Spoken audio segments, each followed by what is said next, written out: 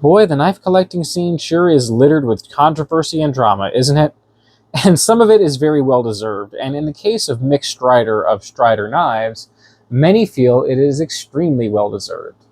Now, I don't know all the details, I didn't dive into it too much, but from what I understand, Mick Strider had built his reputation as a veteran of the US Special Forces and kind of poised himself as the expert on designing knives that fit the roles for people in those positions. And it was later found out that he was, I believe, in the Special Forces for about 2 weeks before he got injured and then recycled or turned out or whatever. Due to his injuries, he was no longer qualified to serve in the Special Forces. This is all just stuff I've read on Blade forums. Haven't dived too deep into it, but it's a whole thing. And yeah, so he got accused of stolen valor, and it cost him a lot of business. I mean, he went from being one of the Strider SNG went from being one of the big three in the knife collecting hobby as far as like, what's your first high-end purchase? Is it a Chris Reeve Sabenza? Is it a Strider SNG? Or is it a Hinderer XM18? And all of that basically just removed him from the conversation altogether. I mean, before Hinderer, Striders were the go-to choice for a hard-use, overbuilt folding knife. And yeah, most people just don't take too kindly to the stolen valor thing, and so the SNGs and SMFs don't come up in conversation as much anymore.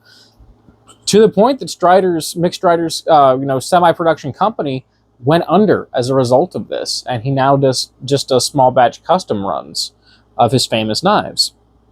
However, maybe you love the looks of the Strider knives. You would love to get one and use one, and the overbuilt nature suits you and the ergonomics suits you. Maybe you're just drawn to this design, but you don't want to give money to someone who has stolen valor. Well, the Chinese have yet again come onto the scene with their copies and clones and counterfeits, oh my. Which one does this fall into? Well, if we look at my Clone Wars sheet, it falls solidly into category 3. Okay, it's copying the design of something one-to-one, but it isn't trying to fool you by claiming it's something else. In this case, it is copying the design of a Strider SMF. Bar for bar, point for point. It is a full-blown clone of an SMF, but we don't have any logos at all. It's actually sterile. Okay? So it's not claiming to be a Strider. Not a counterfeit, more than just a copy, though. This is the Eafengrow model. Yep, if I can get this to focus. Okay, I'll show it on this side. EF-225, which I've labeled on the side here so I can, more easily grab the boxes for reviews and pull them up and show them to you. Yeah, Eafengrow EF-225, which I'm going to call the SVF, standing for Stolen Valor Free. If you want an SMF, but you don't want to support, like I said, Mick Strider's Stolen Valor, check out this thing, because it is a beast of a knife for a very good price, with great materials and build quality, but it's a fraction the cost of a Strider. Now, the Strider guys will likely get very upset by me saying all of this, and I get it. I'm not trying to diminish anyone's taste. If you still love Strider knives, hey, that is awesome. No hate to you. But there's a lot of people out there who don't. Alternatively, maybe you do love Strider knives, or you think you would love Strider knives. You don't mind supporting them. You just don't know if you want to drop, $500, $600, $700 plus on an SMF just to find out you hate it. In that case, the EF-225, that's the model, right? Yeah, 225, might be a great proxy blade to figure out if you want to go into the higher end, custom-made or older semi-custom produced versions. That's something that these clones and even counterfeits, are often used for. So enough babbling, let's get into the video, because this is a killer knife for not much money. How much money is it? About 70 bucks on Amazon, and I've seen them go on sale on AliExpress as low as like $50. Okay, which is a steal for what you're getting. However, I also want to make a disclaimer. Eafengrow is a company, quote unquote, but they aren't really a manufacturer. They are stamping their name and their branding. In this case, they didn't even bother stamping it, but they're stamping their name and branding on a bunch of different Chinese knives from a variety of OEMs and marketing them under one brand with, one set of catalog numbers, many of which are also found with counterfeit markings from other sellers. This exact knife can be found in a counterfeit form on AliExpress that has Strider logos everywhere and all sorts of other stampings. Both this all-titanium version and the carbon fiber slab version that you can get on Amazon have counterfeit equivalencies on AliExpress. So when you are buying an Eafengrow knife, in a way, you are supporting the counterfeit knife industry because you're supporting a company, quote unquote, or storefront that is supporting the same OEMs that are selling to those companies. Okay? It's a very complicated situation. I'm sure people are getting annoyed by my babbling already, but people have a lot of strong stances on this type of stuff. And if we are opening this video talking about the morality of the knife maker McStrider, I feel it's equally important to talk about the morality of buying from these Chinese companies, okay? Because you may inadvertently be still supporting something that you don't want to support if you just buy one of these without knowing all of that. But yes, these companies will often, these knives will be sold under a variety of different brandings, different company names. We saw the same thing back in the day with Wild Boar. This is an old Wild Boar counterfeit XM18. And by the way, I'm not entirely unconvinced that Eafengrow and Wild Boar didn't source from the same suppliers. But we saw a lot of this back in the day, where some would be branded, some would not be. It's just a whole thing. It's unavoidable in the Chinese knife ecosystem. Okay, now I'm finally going to shut up. I'm sure someone will drop a comment of when my review actually starts. Let's talk about this, frankly, awesome knife. We have a 3.9-inch blade, a nice big drop point, very thick slab of Chinese D2, CR12 MOV. Fan-freaking-tastic blade. This thing, as you can see, I've got my use on it, and I did carry this for EDC, as well as subject it to my 75 cuts through medium thickness cardboard, as I do all low to medium end blade steels, to see how good the edge retention would be, to see if it would still have at least a paper slicing edge by the end of it. And I've yet to sharpen it up. I've yet to try cutting any paper with it. Let's see how this thick blade, this thick old slab of D2 did after 75 cuts through cardboard plus typical EDC use. We're snagging a little bit. It's far from perfect. Okay, you see that? But it's slicing. It's having some hiccups. I'd say it's on the low end of acceptability for this test. It's still a serviceable edge for many things, but I definitely would want to touch that up. Definitely on the very, very low end of acceptable. So not the best Chinese D2 I've ever seen, but not the worst. It performs adequately.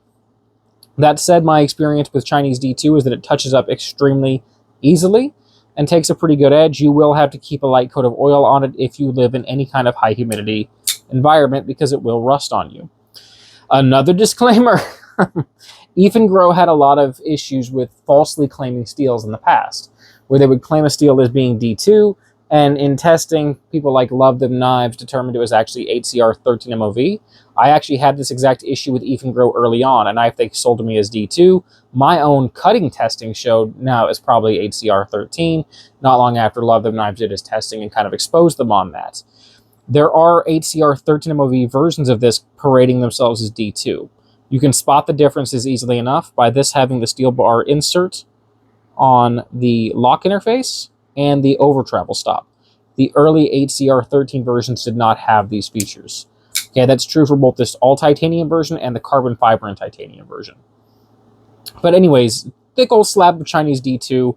On the softer side of the heat treat, I guess it was probably a 57 or 58, which for D2 is pretty low. But for EDC, it's fine.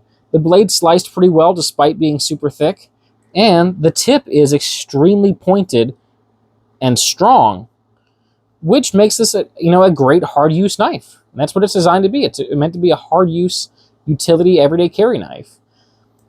High flat grind on this. Okay, so yes, it does slice almost as well as a full flat ground blade. I love the blade on this thing. Okay, could you get one with a better heat treat or one with a worse heat treat? Absolutely. That's a very common thing on these budget Chinese knives, so keep that in mind, but I'm not too displeased with it. I do love the stone washing on here. I love that we're getting stone washing on more affordable knives these days. That used to be such a premium feature. Absolutely love to see it.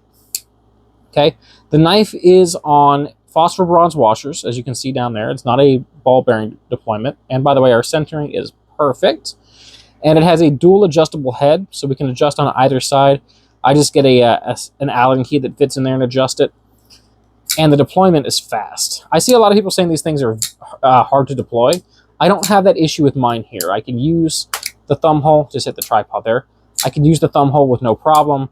I can spidey flick it with no problem. I can even use these stop pins as thumb studs. Not very effectively, it's not very comfortable, but I can do it. So my deployment is fast. Lockup on this thing is tight, up and down, side to side. I have no play. But I will say I do have to adjust this pivot point fairly often because the screw loosens on me. So this is a knife you will want to put some Loctite on. No, you don't actually need a spanner wrench. Allen keys fit down in there and turn it. So I would recommend putting some Loctite on the threads though. Action is also very smooth despite being a washer knife and not a bearing knife. So I'm very impressed by that. Like I mentioned, the centering is perfect. We could center it up by adjusting either side of the dual adjustable pivot point system if we needed to.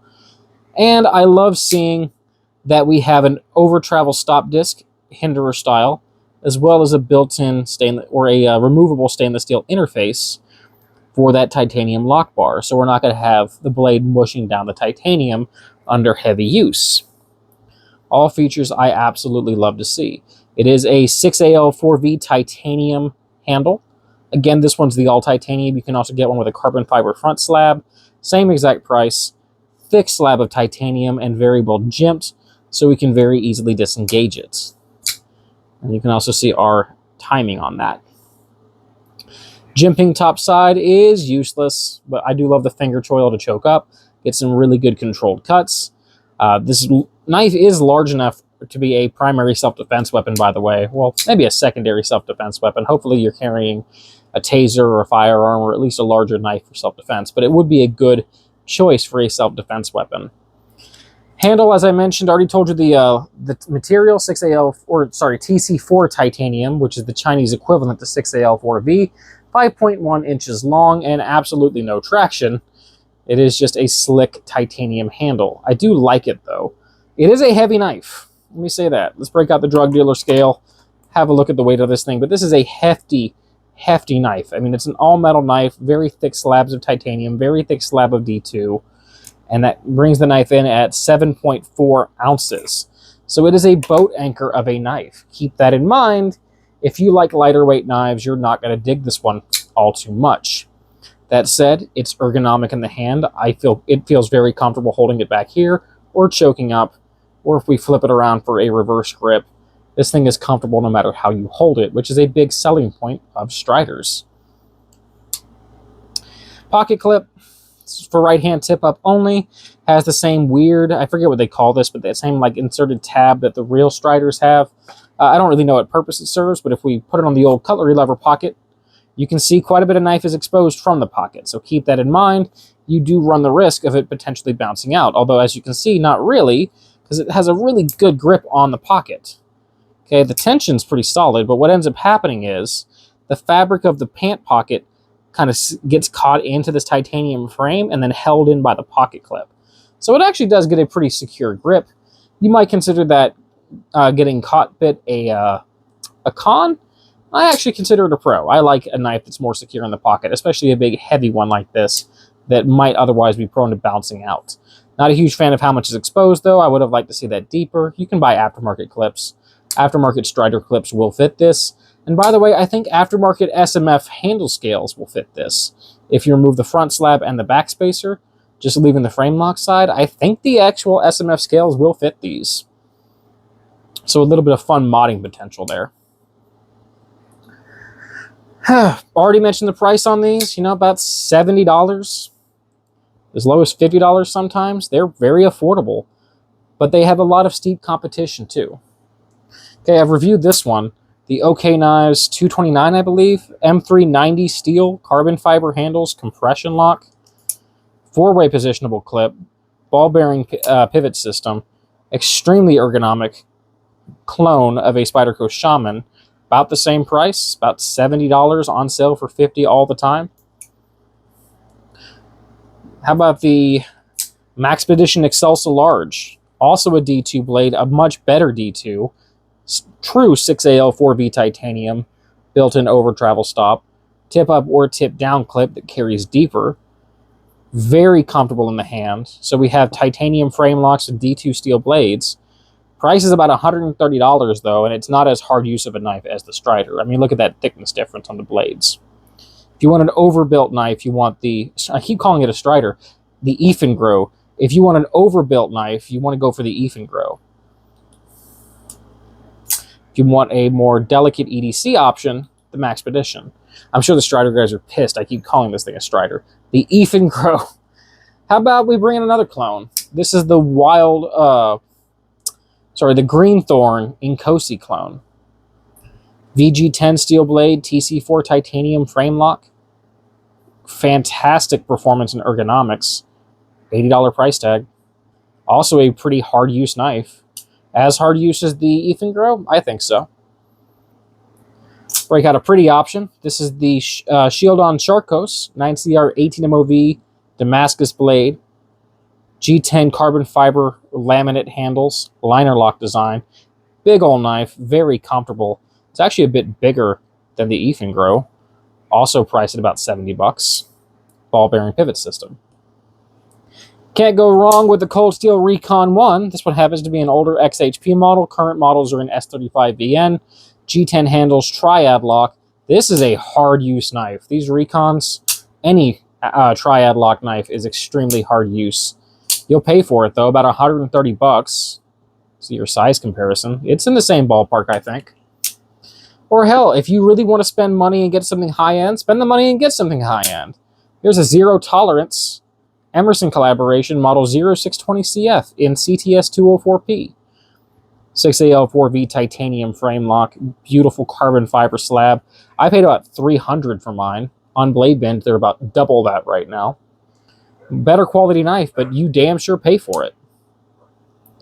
So is the Eafengrow EF-225 worth it? Absolutely. It gives you all of the utility of a Strider. Maybe not as good of an edge retention, but everything else. All the utility of the SMF without any of the controversy. Maybe some new controversy, but without any of the Stolen Valor controversy. So if you're willing to trade the controversy of Stolen Valor for stolen design, check out the Eafengrow EF-225 SVF.